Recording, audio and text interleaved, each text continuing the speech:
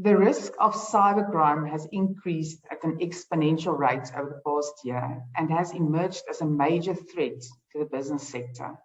In response to this growing threat, SHA Risk Specialists has expanded its cyber insurance capabilities with a strategic artificial intelligence investment and tailored new product offering.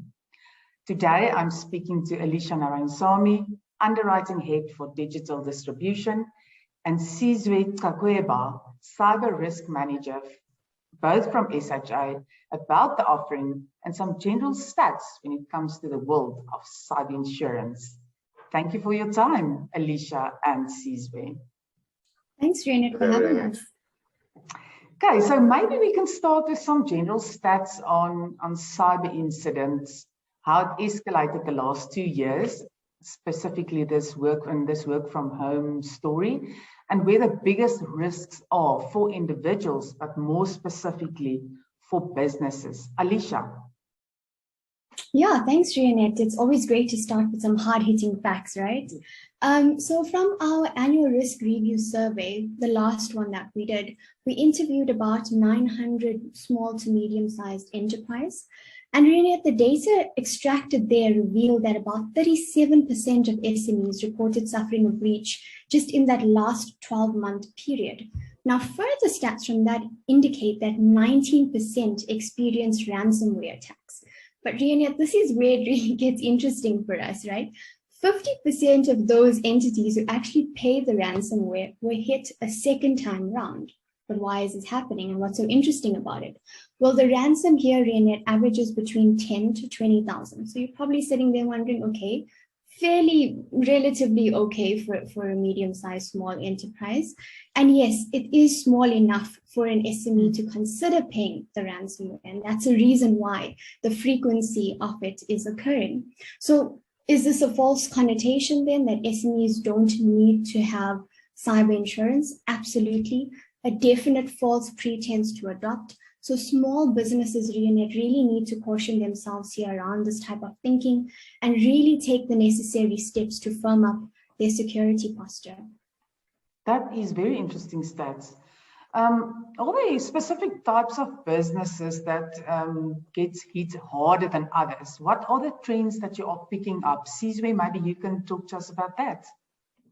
Yes, thank you, Rianet. I mean, yes, there has been, especially when it comes to the more professional services industry, and more specifically, the more like legal as well as architecture fraternities. They were targeted around mid to late last year with attacks such as man-in-the-middle attacks, as well as business email compromise.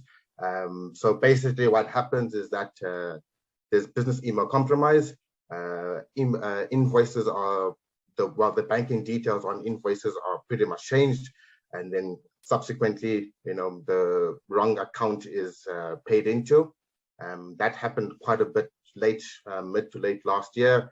And we have been working closely with some of the brokers as well as clients to try and update them on what has been happening, especially from a due diligence perspective. When there's a change in the banking details on the actual invoice, it is prudent for you to just call up your client, just verify that are these banking details correct. But lately we are seeing that there's a bit of lack of due diligence being done, and subsequently there's an increase in the cyber attacks or breaches. That's very interesting. The change of banking details is always a red light for me. And it's quite interesting that you mentioned the legal guys. One would have thought that these people are scared of legal people, but apparently not. Let's talk about SHA cyber offering specifically. What is part of your offering that is pretty standard? Because there are a few cyber insurance products out in the market. And then maybe more about the product expansion and the things you offer that makes your product super unique and amazing. Maybe Alicia and Sizwe can talk to us about that. Alicia? Yeah, thanks, Rianet. This is really my most favorite topic and such an exciting part of where I get asked, So tell me more about your product. So as you viewers may not know, I handle the cyber SME side of it, and Sizwe will talk to the more corporate complex side of it. So our offering, Rianet, is really modular in design. So whereas you have the 4 elements of cover leading into your first and third party cover, so you have your data breach, restoration, business interruption, cybercrime and extortion, and then you've got your third party liability quadrants right there as well, right? So provided you have the core cover being the data breach, with us, you can adjust the remaining limits accordingly, and as you see fit, you can remove or add in those 3 remaining covered elements. But here, Rianet, what we also did specifically for the SME market, we know that our product really extends beyond the conventional first and third party solution. You might be asking why. Well, we were very intentional here about our approach to ensure that we provide an end-to-end solution, especially for the SMEs of South Africa, by allowing our potential clients to acquire vulnerability scans. This is pre and post inception, Rianet, and in this way, it creates that better understanding of their exposures, right? But we didn't just stop there. We partnered with a suite of risk management service providers, which takes this client on a cybersecurity journey with us, right? And it provides a whole host of risk management services, including My Cyber DNA, which partners with Bitdefender and provides that antivirus, all part and parcel of our package. It goes deeper and provides deep dark web monitoring as well, offered by Digimune. Now, this way, Rianet, what we've done is cybersecurity becomes that innate building block, right, in the client's lifecycle and that DNA. So these offerings support the core product, making it a very holistic approach to our cyber SME product. And perhaps Sizwe can then talk to the more corporate complex solutions. Yeah, thank you, Alicia. So yeah, from a more complex and corporate perspective, so I'm talking about clients with a revenue of above 20 million. So that falls within my space. So I have a few additional cover elements. I pretty much have what Alicia has, just except for some of these services that she offers, like the Digimune and everything else. And that's simply because from a medium and corporate perspective, most of my clients pretty much have these capabilities and technologies in place already. Okay. So we actually substitute that with additional cover elements. So I pretty much have like cybercrime cover element, where I have the PCI DSS cover element, and that's pretty much for companies that operate payment platforms, as well as point of sale devices.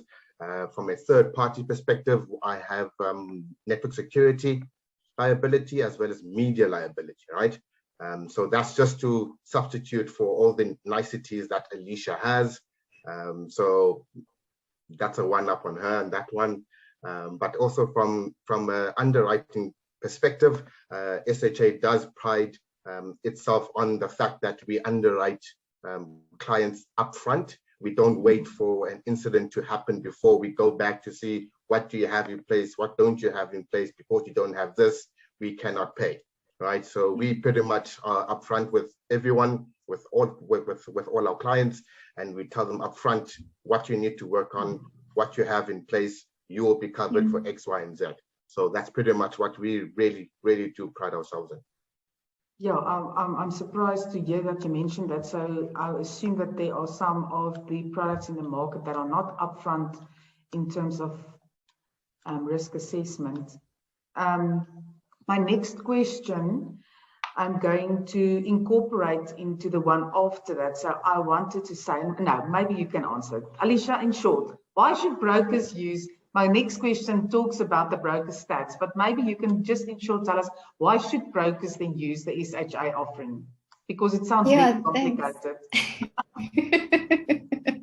It really isn't. And you know, I'll never pass up an opportunity to talk about the pocket underwriter, right? Yes. So you sort of know where this is going. Yes. So Rianet, I don't know if you know, but our cyber SME offering is available to all our intermediaries via our digital platform called the Pocket Underwriter. So that complex, convoluted tone or tonality that we may have given off is really eliminated when intermediaries and brokers use the platform together with their clients.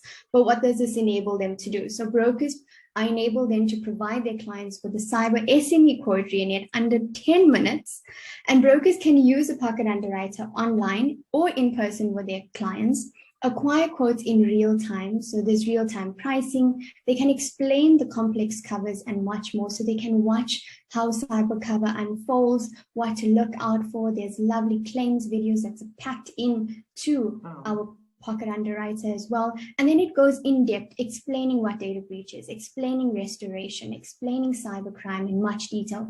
And it enables for that rich conversation between the broker and the clients, and then also that rich advice that the brokers really give. So in efforts to drive awareness as well, SHA hosts monthly cyber training sessions conducted by Sizwe and myself, and various online workshops, because we believe that awareness is key, especially for our brokers. So brokers and intermediaries partnering with us, this for you all means that using our offering enables you to get that rich value and expertise within the cybersecurity landscape from us. Yeah, there is no doubt that you have made the journey for the broker definitely an easier one, because I think it was for a very long time a difficult area for brokers to tread in, which leads me to my next question, Sizwe. Over the years, SHA has done an incredible job to try and make it easier for brokers to approach clients for cyber insurance, an area when they did not want to tread on initially, like I said, for various reasons. Talk us through some numbers. I'm very keen to hear. What are you seeing in terms of brokers having more confidence to speak about cyber insurance? Has it picked up? And yes, what do you believe are the main reasons? Thank you, Rianet. I mean, just to add on to what Alicia was saying earlier on, cyber awareness is very key. And on that topic, 2021 was a pretty long year. You know, we did do quite a few broker training sessions to try and help brokers, you know, deal with the topic of cyber and cyber insurance as well. So yeah, it was quite a long year. We offered a lot of broker training sessions. We joined brokers when they had to talk about cyber insurance with their clients. So we piggybacked off of that to try and really support them when they were being asked questions around cyber insurance. And all of that did result in quite a bit of a spike in the number of requests that we got. And I'm talking about numbers above 150 requests a month. And to just put it into perspective for you, I mean, each request will probably take us between, well, especially from a corporate perspective, probably around 2 to 3 days.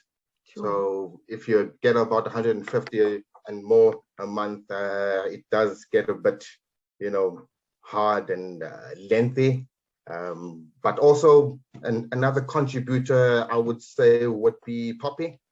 That really contributed to the spike of cyber insurance queries and actual requests. And of course, all the cyber hacks that have been making the rounds across the world.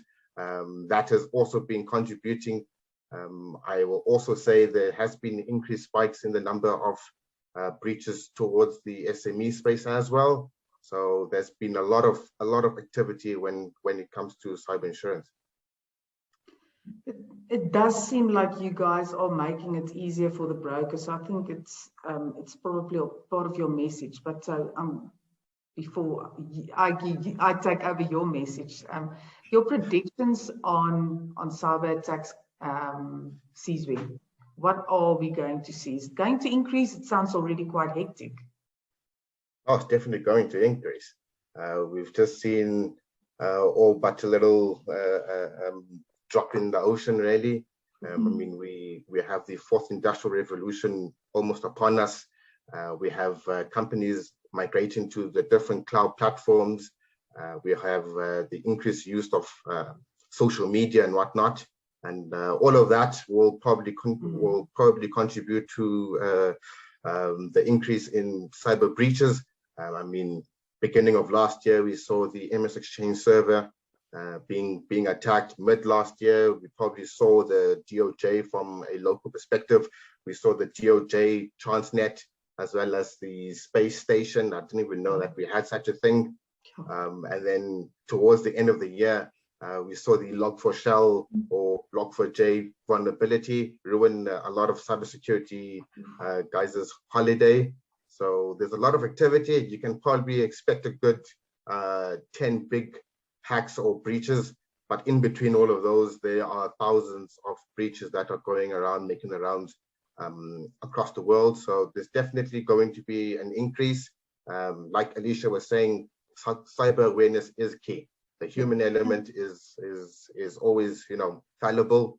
So cyber awareness is key going forward.